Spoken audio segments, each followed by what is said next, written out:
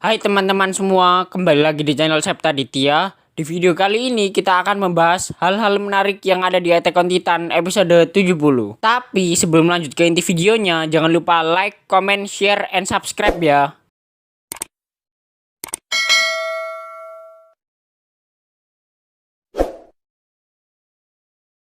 Hal menarik yang pertama yaitu judul episode. Judul dari episode 70 ini adalah pembohong atau pendusta atau pengkhianat. Kalau dari pendapat aku, judul ini ditujukan kepada Zeke Yeager. Yap, kalian tahu sendiri kan, selama ini Zeke sudah berkontribusi banyak ke Marley. Tapi dibalik itu semua, ternyata Zeke punya rencana terselubung. Dan saat ini kebohongan Zeke mulai diketahui Marley. Bisa dibuktikan di scene saat Magat membicarakan tentang penyelidikan jasad Beast Titan. Magat mengatakan bahwa Zeke mengelabui Marley dengan cara berpura-pura mati. Dan setelah itu dia dibawa ke Pulau Paradis dengan kapal terbang yang dikuasai oleh Survey Corps. 我々を欺くために自らを亡き者と装ったのだ。ジークはパラディと適正力と手を組み飛行船で逃げおせたと見ている。 Karena kenyataan tersebut, Magat dan para pejuang Titan Shifter Marley mulai kecewa. Padahal mereka merasa bahwa mereka sudah cukup lama bekerja sama. ずっと一緒に戦ってたのに裏切り者だったなんて。 Tidak hanya mereka saja, Gabi dan Falco pun juga mulai kehilangan kepercayaannya terhadap Zeke. Hal menarik yang kedua yaitu sikap Gabi dan Falco. Karena di episode ini banyak scene yang ditunjukkan tentang Gabi dan Falco yang berada di Pulau Paradis. Mari kita bahas apa saja yang sudah mereka lakukan. Yang pertama, kabur dari tempat penampungan. Saat Gabi berpura-pura sakit, ada penjaga yang datang untuk mempedulikannya. Namun karena Gabi yang sudah diselimuti oleh kebencian, Gabi menyerang kepala penjaga tersebut dengan batu bata. Falco yang melihatnya langsung menyuruh Gabi untuk menghentikannya karena dia rasa yang dilakukan Gabi terlalu berlebihan. Setelah itu mereka berhasil kabur dari tempat penampungan tersebut. Yang kedua, pertemuan dengan Kaya. Setelah berlarian semalaman, Gabi dan Falco beristirahat di tepi sungai. Tiba-tiba Kaya mendatangi mereka dan bertanya dari mana mereka berasal. Karena Gabi yang sudah diselimuti kebencian, dia menjawab pertanyaan Kaya sambil bersiap-siap melemparnya dengan batu. Falco yang menyadarinya bersiap untuk menghalangi. 君たちどこから来たの？言いたくないです。私たち家が嫌でやっと逃げてこれて。 Untungnya itu tidak terjadi karena Kaya menawari mereka makan. お腹空いたでしょ。近くに私の家があるからついてきて。 Yang ketiga, makan bersama dengan keluarga Braus. Saat Gabi dan Falco sampai di peternakan Braus, Falco memutuskan untuk memalsukan identitas mereka dan merubah namanya menjadi Ben dan Mia. はじめまして、僕たちは兄弟でベンとミアです。 Saat ibunya Sasha berniat mengelus kepala Gabi karena kasihan, lagi-lagi Gabi yang diselimuti kebencian langsung menepisnya. それ食べたら横になっていいけどね。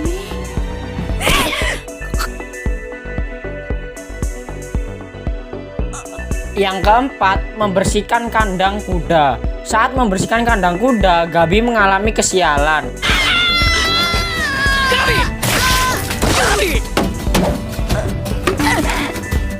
Apakah ini yang disebut dengan karma?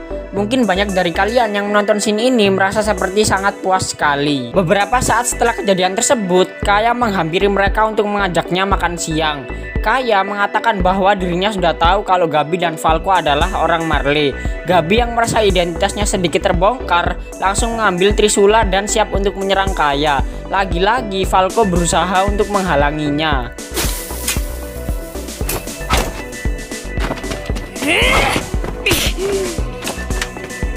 Kelakuan mereka dipergoki oleh dua anak lainnya, tapi Kaya langsung mengalihkan perhatiannya. ミアがお兄ちゃん取られるって焼き餅焼いてるの。 Yang kelima, perdebatan Gabi dan Kaya. Saat Kaya mengajak Gabi dan Falco ke rumahnya yang dulu, di situ ada perdebatan antara Gabi dan Kaya. Intinya dalam perdebatan tersebut, Gabi berargumen bahwa orang-orang di Pulau Paradis pantas untuk dilenyapkan karena untuk menanggung dosa para leluhurnya. Dan Kaya berargumen bahwa orang di masa sekarang tidak perlu menanggung dosa orang yang di masa lalu, karena orang di masa sekarang tidak sama jahatnya dengan para leluhurnya. Perdebatan tersebut diakhiri dengan Falco yang mengungkapkan bahwa penyerangan di Pulau Paradis Paradis adalah misi untuk mengintai dan mengetahui apa saja yang berada di Pulau Paradis. Dari kelakuan-kelakuan tersebut, Gabi terlihat sudah diselimuti kebencian, sehingga apapun yang dilakukan orang-orang Paradis, bahkan hal baik sekalipun langsung dianggap buruk oleh Gabi.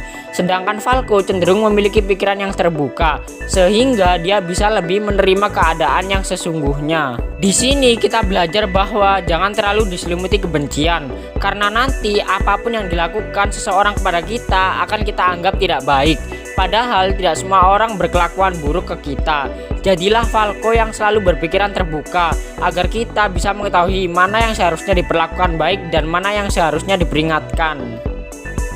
Hal menarik yang ketiga yaitu munculnya Jaegerist. Saat pasukan Paradis berhasil menyerang Liberio yang dibuka oleh Eren, di sini mulailah bermunculan orang-orang yang lebih mendukung rencana Eren dan Zeke daripada rencana militer Pulau Paradis itu sendiri. Bisa dibuktikan saat Holger, Wim, Louis, dan Floch yang membocorkan ke publik bahwa Eren sedang ditahan.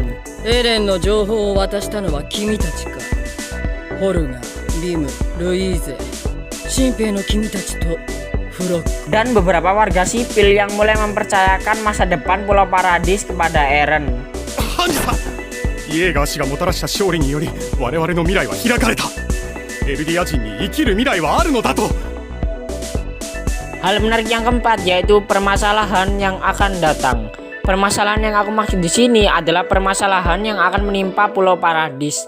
Kita tahu bahwa dalam waktu 6 bulan aliansi dunia akan menyerang Pulau Paradis habis-habisan. Namun tidak dengan Marley.